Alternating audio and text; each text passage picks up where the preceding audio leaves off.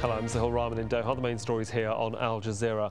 French police have clashed with campaigners protesting against the closure of a huge migrant camp near the coastal town of Calais.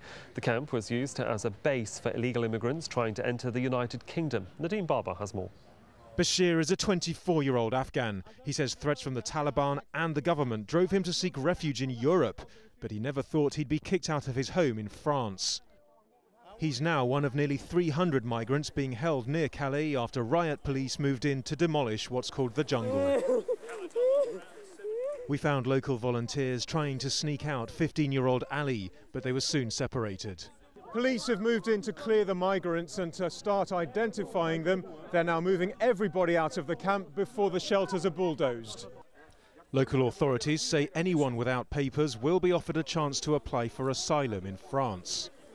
Scenes like this are unlikely to stop the steady stream of migrants to the region, all of them, like Bashir, seeking a better life.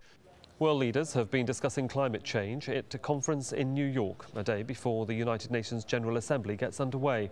They were laying the groundwork for a larger climate summit in December in Copenhagen. The presidents of the United States and China were among those to address the conference.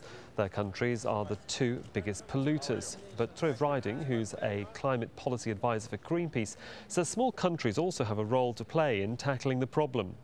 This is actually one of the things that Ban Ki-moon highlighted, is that this has actually a major impact in the most vulnerable countries as well.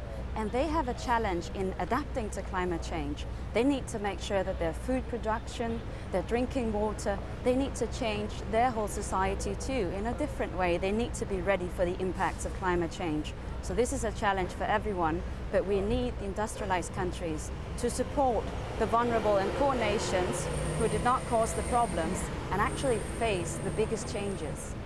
Well, you can find the latest on all of those stories and more on our website at aljazeera.net/English. That's aljazeera.net/English.